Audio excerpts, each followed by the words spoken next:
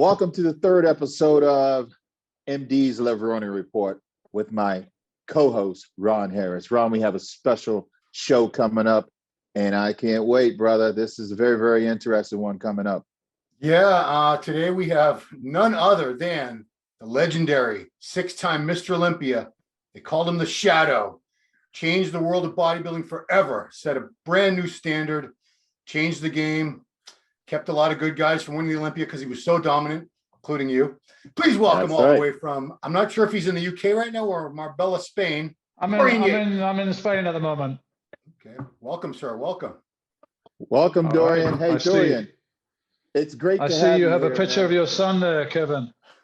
Yeah, that's right. Yes. I got my kids behind me as well, so okay. Shows what's important, right? Exactly. Yes. Dorian, well, I want to say thank you, first of all, for the time that you've taken to come on to the MD Levrone Report. It's a pleasure and an honor to have you. Oh, it's my pleasure, man. I mean, we always had a good relationship, and Ron I worked with for years at MD, so yeah. I'm very happy to be on the show. Yeah, you guys have known each other almost 30 years now, because the first time you competed against each other was Helsinki, Finland, 1992, yeah. where Dorian won your first Olympia, and Kevin, right out of the gate, second place at his first Olympia. What a show that was. Wow. Yeah. I met Kevin before that at a guest appearance, but somewhere in the States. I don't remember where it was. That's right. Yeah. I remember vaguely. Yes, I think it was something up on the East Coast, I believe. Maybe, yeah, but maybe it's definitely in the States somewhere. Yeah. And to be honest, I didn't expect Kevin to be such a rival at the Mr. Olympia, because I came off the last one and it was Sean Ray and Vince Taylor and Labrada. So Kevin was the new guy on the block, and I hadn't seen his physique in shape. Yeah, Dorian, I remember you had got a controversial second to Lee Haney right before Lee retired, and I think you might have had something to do with pushing him into retirement. How did you feel when they announced you? When you actually placed second at the Mr. Olympia, did you have any idea or increment that coming into a 1992 Mr. Olympia? I mean, where was your mindset then? Well, I don't know if first of all, I don't know if the decision was controversial. I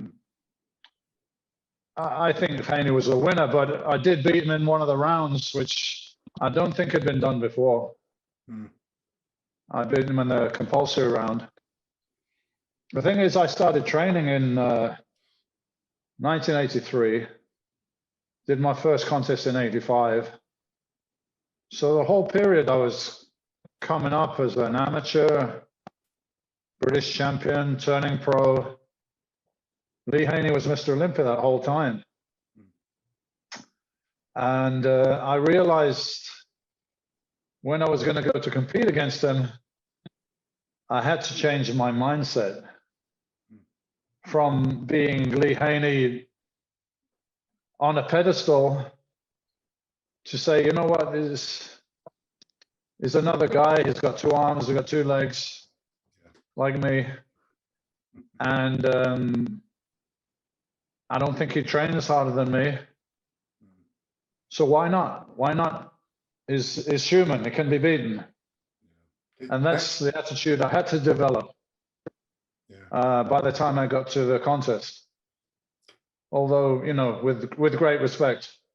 Yeah, absolutely.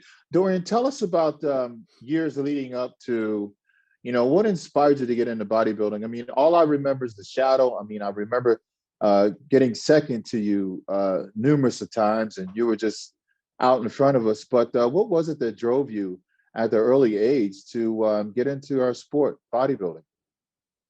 Oh, interesting question, Kevin. I noticed, I don't know your family history exactly, but I know that you lost both of your parents at some point.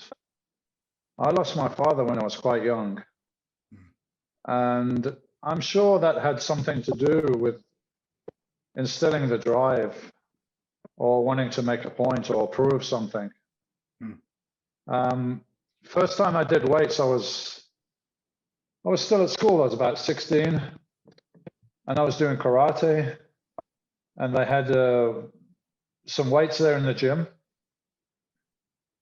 And I started doing the weights, and I saw there was one store in the whole of Birmingham that had Joe Weider's Muscle Builder, as it was at the time.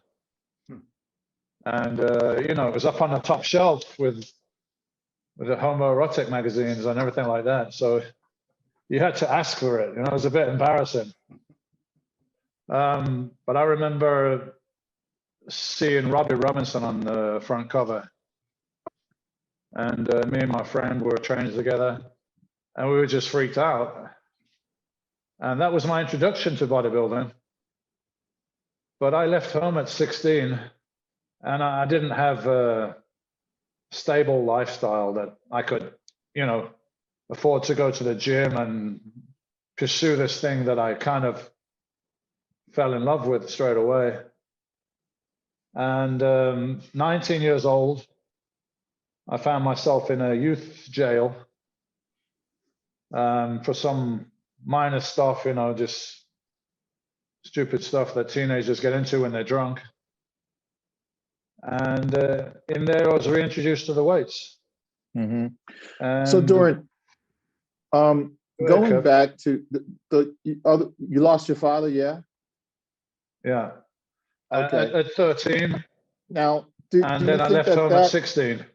That loss of your father, do you think that affected you in a way to where, you know, you look back on it today where it actually, your life turned towards the better, or at the time when it happened, you just took it hard and you ended up going the opposite direction? No, I took it hard at the time, I think, but it meant my life was not comfortable.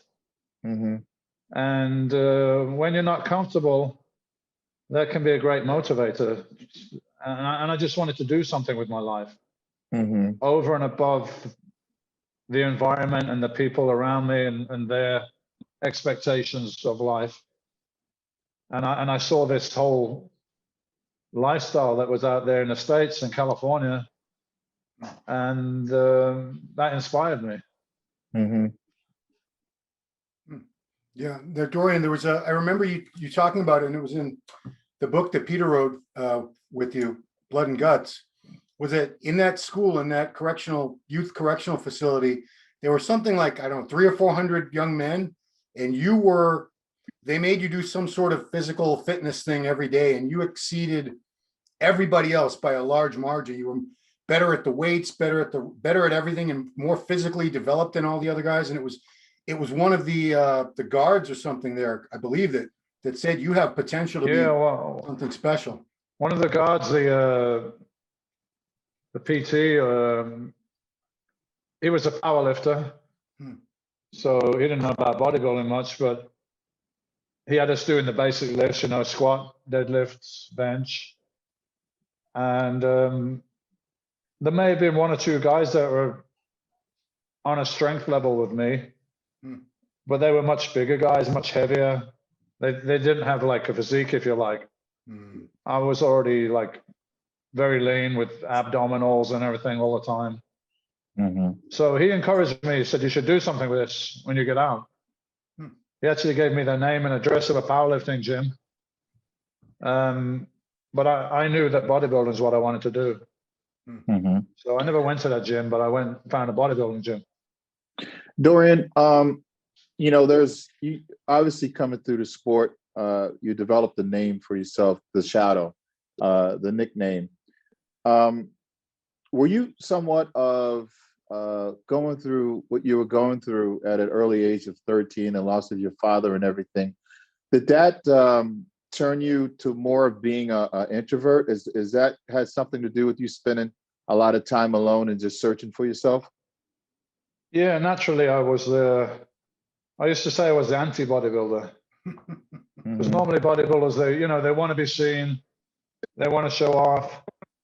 I always wanted to keep covered up. I just wanted to like reveal this statue that I was working on at a contest once a year. Yeah. It made me a little rebellious as well. I didn't like anybody to tell me what to do. And I like to make my own decisions and forge my own path. And I kind of always stuck to that. And it was Peter that came with the name, The Shadow. Because it's like this guy, he appears and disappears like a shadow. Just real quick, at the 91 Olympia, the first time I ever saw you was backstage, and you had this tracksuit, like a nylon blue tracksuit, that Peter gave a nickname called the TARDIS, based on the phone booth in Doctor Who. Because when I first saw Dorian and Kevin, I was like, Lee Haney is going to destroy this guy. I can't believe people are saying this guy's going to challenge Lee Haney. He didn't look to me like much. Then he takes it off and starts warming up. I'm like, oh, okay, now I get it. Totally different guy once that thing came off.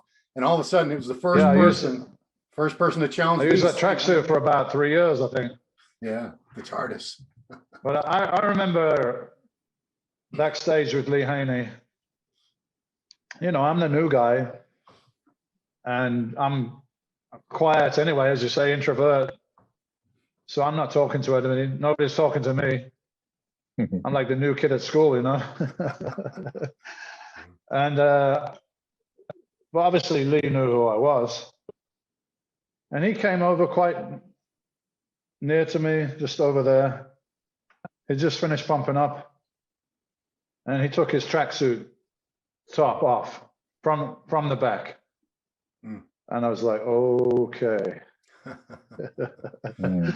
I knew he did that on purpose. So I used to do stuff like that later on. Yeah, and I'm going to tell you, it was certainly intimidating. That was the first thing we saw backstage when we saw you, because now leading up to the Mr. Olympia in Helsinki, Finland,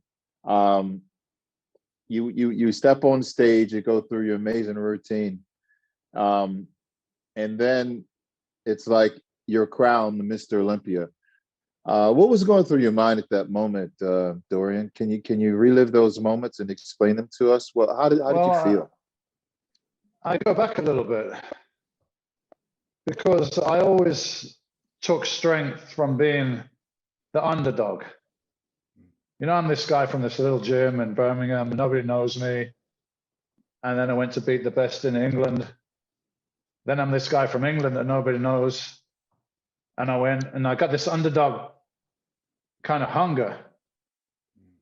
Then after 91, Lee Haney retired, and I became, by default, I became the favorite, I guess. Yeah. So now I'm going into the contest being the favorite. And I definitely had a moment where I was struggling with that, because I wasn't used to that. I was always like, I'm going to show everybody. They think I'm no good. They think I can't do it. I'm gonna show them. Now everybody was saying, hey, this guy is the favorite. So I had a little moments and questioning myself, wow, so could I really be the best in the world at this thing that I'm doing? All the people in the whole world that's doing this? And then I came to the conclusion of, why not? I don't think anyone's putting in more than you, so maybe you deserve it. So I had a little doubt before I went to the contest. By the time of the contest, I was pretty confident for sure.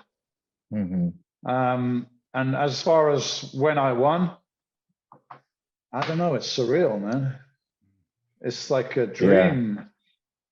And nothing seems real, and I didn't really know what to say. I probably mumbled a few words and thanks, and that was it. I was not into doing big speeches at that point. Well, going back to that moment, I was certainly standing right beside you. I think Lee Labrada got third, and then it came down to us two standing there together. I remember that moment, and it was an incredible moment there. So you win the Mr. Olympia, and then your whole life changed. Tell us about the experience, Dorian, of meeting Joe Weider. And when was the first time you met Joe Weider? Was it before the Mr. Olympia? Was it after you were crowned Mr. Olympia?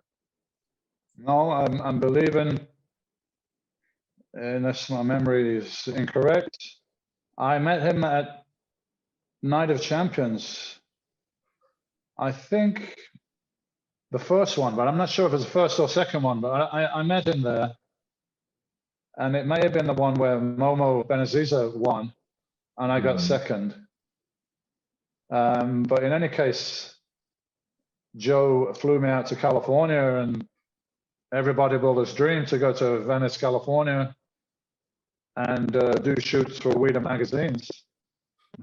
So he didn't actually fly out the winner. He flew me out. So he must have saw something that was different. And then when I got there, I didn't like the way they were doing the shoots, because they had like this water spray bottle to make you look like you're sweating, and they want to adjust the lights, and they got some fake weights. Fortunately, Chris Lund was the photographer, and he's British like me, so I found it easy to talk to. I said, listen, man, I don't want to do this bullshit. I don't wear sunglasses in the gym. I want to lift some weights. There's a 200-pound dumbbell here. I can lift this and I can row this. And let's get some pictures doing that. He's like, what, you can lift that?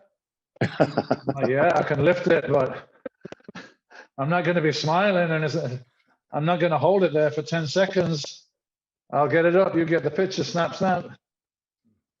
And that became our first cover on Flex magazine.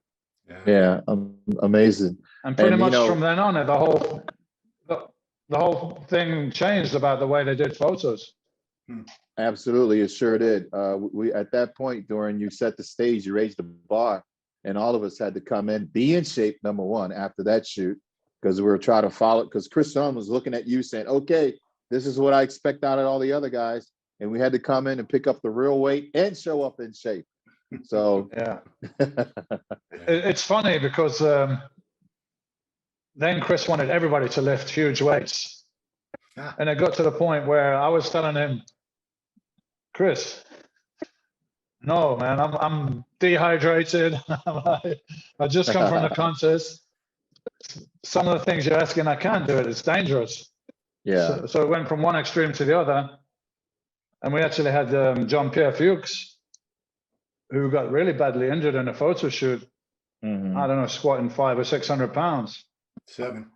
And when you just come from a contest and you're super lean and you're probably still dehydrated, it's not the healthiest shape to be lifting it.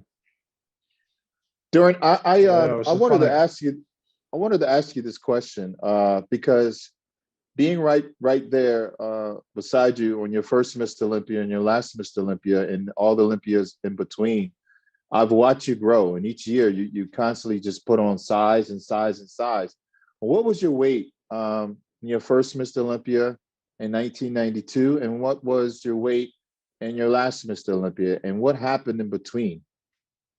Well, the first Mr. Olympia technically is 91. Wasn't the first win, but it was the first Mr. Olympia.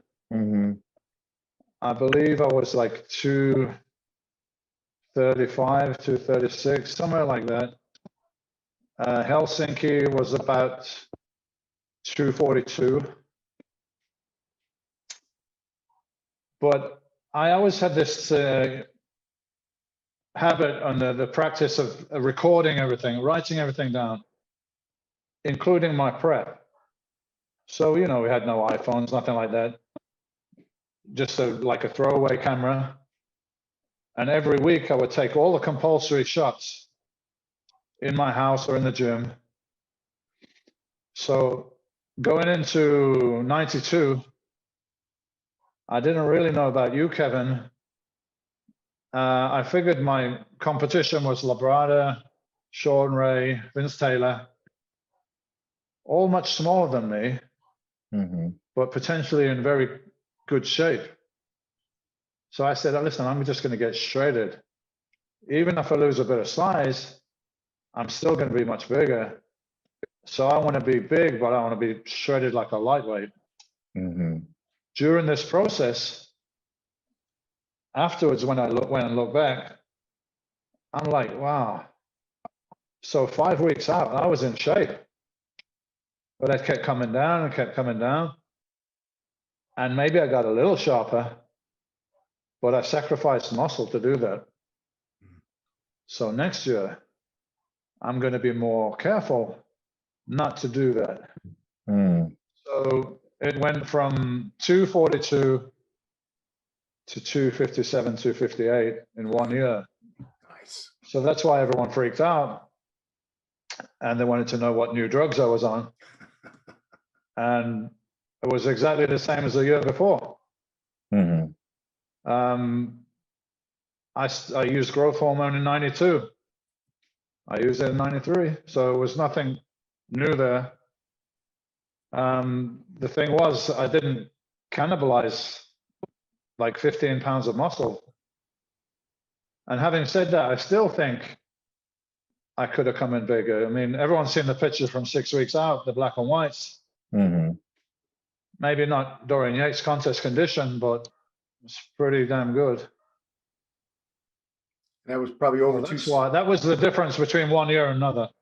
Mm-hmm. I was still relatively inexperienced for contests because I did like 3 shows in England, 2 Night of Champions, and 1 Olympia. So it's like 6 contest preps, Mm-hmm. and I was still learning.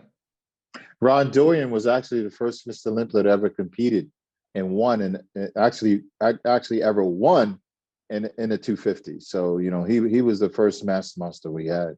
Yeah, and it's he funny. changed the whole platform, man. It was crazy. Better for every worse. time Changed. Every time I would show up at the show, and I'm thinking, where is he? You were never backstage. You were always somewhere off in the corner with Steve doing your thing. And I'm like, oh man. But that's what I wanted you to think. I wanted you to be thinking about me. And then you just peel it off. I wanted Sean to be worried about me. Yeah. Where I was and who I was with, and I was breaking any regulations. Yeah, we're looking at each other because that's saying, just taking off your own game. We're fighting for second. Lights out. Yeah. Well, it's like some years were better than others. 94, I wasn't happy. And Sean was in great shape. Mm-hmm. But if you look over the majority of poses, then, I just overpowered him. Mm-hmm. Although he looked great in some poses. If Flex had come in 94 and hadn't had the car accident, and he came in like 93, possibly he would have beat me in 94. Mm-hmm. Dorian, I want to ask you, out of the guys who were after you, Kevin, Sean, Flex Wheeler, who do you feel, if you had been able to remove yourself from being Mr. Olympia and train and coach this person, they would have been Mr. Olympia? They had all the physical gifts. They just needed that extra drive that you had. Well, I hope Kevin don't get upset, but I'm already on record of saying Flex Wheeler. Yeah. Because I trained with Kevin. We trained together in FIBO in Germany. Mm-hmm. Kevin was already training hard. He was always balls to the wall.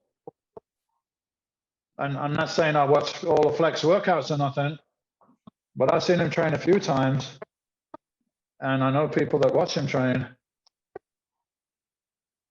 And it definitely there was more left in the tank. Mm-hmm. And, sometimes he'd blow his diet. He was. He's quite an emotional guy. Yeah. So sometimes he'd lose his focus. So I'm like, man, if I had this guy and he did everything I did, it'd just be dangerous. Look at the guy, how he looks already. Yeah. So fortunately that wasn't the case. Mm-hmm. I certainly agree with you, Dorian. Dorian, we have you have tons of fans, tons of millions of fans, people's lives that you've touched all over the world, and we have a few questions that came in from some fans. And Ron, you want to ask those questions from the fans to Dorian?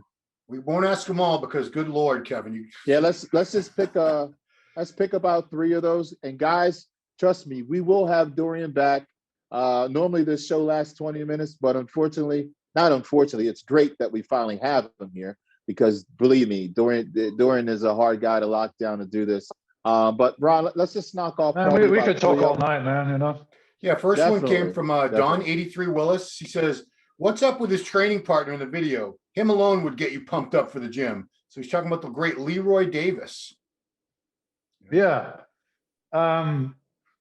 Leroy's a great training partner, but sometimes I feel bad for the other guys I train with because they don't get any recognition because they were not on the video at the time when I was filming.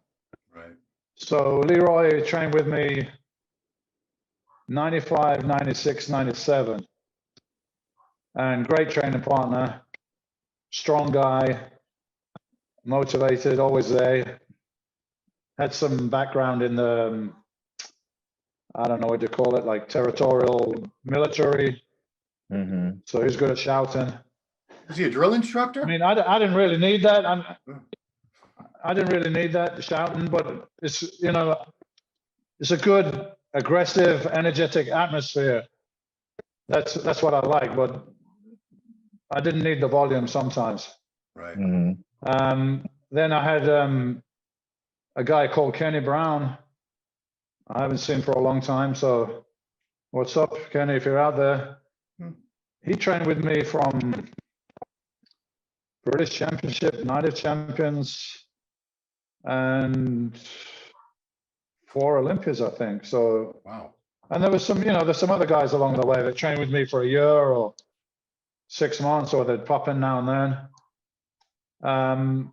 But I had to train with a training partner with the kind of heavy training I was doing, and forced reps and occasional negatives and all this stuff. So I was fortunate to train with some good guys over the years, and Leroy was one of them. Next question. You can pass any of these questions you want, Dorian, of course. This guy wants to know, asking about the dosage and which types of steroids you're on now. Also about TRT and PCT after competitions. They want to know your cycle right now, Dorian, age 58. I'm just using PCT now, which is about 250 milligrams every 9 days. TRT. I split it into 125, 125 every 4 or 5 days. That keeps me in the kind of medium to high normal range. Yep. And as far as PCT, you know, I'm a little bit of an extreme person. And I always said, look, I'm taking these steroids because it's necessary in the sport that I'm in. Yeah. You know, I'm pretty pragmatic. Like, it was a choice I made at the start. If you're going to compete, you want to be on an even playing field, then this is just one of the tools that people use, and you're going to be at a great disadvantage if you don't use it. But when I finish, then I'm going to finish with the steroids. So after, I think it was 98, I decided I'm not going to compete again. And my wife at the time, Debbie, she wanted to work on having another child. So I said, I'm just going to stop. And we're talking 90s in UK. Things will be a lot different now. Now you can find doctors that work with athletes and testosterone replacement. Nothing existed then. I went to see an endocrinologist to get advice. And I'm like, what should I do? Should I do HCG? Should I do this? Should I do that? The guy looked at me and he said, Dorian, you probably know more than me about this. I'm like, that's a great help, man. So I now know it was a big mistake, but I just stopped. And I got very depressed mentally because of this, having no hormones in the system. Plus, I just was finish this whole life mission. And now I didn't know what the hell I'm going to do and who I'm going to be. And it was a really tough period. Mm-hmm. So if you're using steroids for an extended period of time, you really need to get the right advice as far as how to taper off, how to do PCT, whether you need to have a replacement or not. I just figured it myself out after a couple of years, like, and you know, I put it back to a normal level and it felt a lot better. Mm-hmm. Yeah. One more question, Kevin? Yes, one more. Last question, because you got like 100 of them. Dorian, if you could change anything you did with your bodybuilding in the past, what would it be and why? And if you're injury-free, how much longer do you think you could have competed for? Well, that's two questions with one answer, almost. Well, of course, there's part of me that says I would like to go back and talk to myself and say this kind of super heavy, intense training that you're doing prior to a contest, same as you do in the off season, when you carry more body weight, you eat more calories, you're more rested, etc. It's kind of very risky and not bringing you a benefit at that point. And you need to taper that down. You need to change that. And I could have avoided the injuries. Both my serious injuries were the last 6 weeks for a contest. Because I just wanted to go balls to the wall. I didn't want to back down. I thought if I'm losing less weight, I'm going to lose size or something like this. So that, and like, maybe you can chill a little bit and enjoy it a bit more. But being who I was and the way I did it made me who I was. So maybe I shouldn't go back and change it. You know, I always have this conversation with myself. And maybe it was good for me to finish at that point. And the injury made the decision for me. Mm-hmm. But I do remember getting ready in '97. And it was the first time when I felt like it was becoming a chore. That I was not having the passion for it that I used to have. And I was starting to think, what am I going to do after this? Do I want to do this again? Do I want to live a more normal life somehow? Because it was so extreme. I didn't have balance. It was just all or nothing, all for bodybuilding, and everything else was secondary. So maybe it was a blessing in disguise that I got injured and stopped at that time. And as far as all my Olympia looks, the last 2 years when I was experimenting with insulin is my least favorite look. And that would be something that I wouldn't do again. And I always advise people against it. I think it spoils the physique, it spoils the conditioning to a degree. Dorian, for that 13-year-old guy out there who's struggling right now, who lost his dad, for the ones who kind of like not on track but want to get on track, for the ones who searching, who don't know what they want out of their lives, and the guys who obviously are going through some hardships, and what kind of encouragement words, you know, do you have for those guys? Well, I like to tell people, you know, even I'm 6 times Mr. Olympia.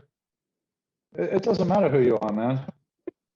Life is going to have its ups and downs, and we all go through it. And you know, maybe you're looking at your, I don't know, a bodybuilding hero, or your sports hero, or movie guy, or whatever it is, and think, wow, everything must be just great in their life. It's not always the case. And you're going to have times when you get down. I think it's just important to get back up again. And just look for the positive things out there. I was in a jail when I was reintroduced to weights. and I didn't know where he's going to take me. I just know this is something positive to put my energy into, rather than going out and getting drunk and getting into a fight or whatever. So trying to find something positive to put your energy into. And if you've got positive role models, that's great. You know, I think the bodybuilders in the magazines are in these magazines. I read every magazine, every book, like everyone that was published, I'm sure. And these guys almost became my surrogate fathers. Mm-hmm. You know, even though I never met them, they were like inspiring to me. And funny, when I met a few of them, they were not quite as clean living and as everything as I thought. Mm-hmm. But anyway, you know, they helped me along the path. And sports is any sport, you know. Of course, I was a professional bodybuilder, but I love any sports, any kind of physical activity. It's a great addition to anyone's life. I fell off my bike like 8 weeks ago, dislocated my shoulder, so I've been not able to exercise, and it really brings it home how important it is, not just for your physical health and your look and everything, but for the mind as well. So make exercise part of your life. Whatever you want to achieve, it's going to make you a better version of yourself. Dorian, you seem so much at peace with yourself. Tell us a little bit about life after bodybuilding, the retirement after walking off the stage. How do you feel now, and how do you find that peace and serenity in your life now? Well, I think it came a bit of a circle. So when I was bodybuilding, I was extremely dedicated to that, super tunnel vision. And then I had a period where I was totally lost because I didn't have this tunnel anymore to be in. And then slowly I was like, well, okay. But all the things you couldn't do before, you can do them now. You have the time, you have the resources, you can. So I started, I always loved wildlife and studying animals and stuff. So I went to Africa a few times on safaris. I went to visit mountain gorillas, stuff like that. And, you know, then I got into being single after I got divorced and hanging out with Chris Cormier. Oh boy. There's a whole story. It's X-rated. So I went from being this dedicated athlete to somebody, always training, but you know, chasing a good time and partying, until I realized that was not fun anymore. Now I think I found a balance. It took these extremes one way and another to eventually find some balance. And I do regular meditation. I've been doing yoga for a few years, and I combine that with some weights. Not much I can do with injured shoulders, but I do a little bit more functional stuff. I do biking, I do walking outside. I enjoy the nature, and appreciate how fortunate I've been in life. I mean, you know, I travel all around the world and met people from like all around the world as well. I can still call people up in various countries. And that's one thing when I was a kid, I'm like, I don't know why these people that just stay in this city and they get a job and they get married and they have kids and that's it. That's it. I want to see the world. I want to travel the world. And I've been able to do that. And hopefully we still can.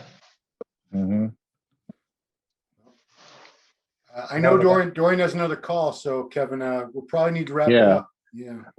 Yeah, I got 5 minutes. Yeah, well, guys, we'll wrap it up in the next 5 minutes.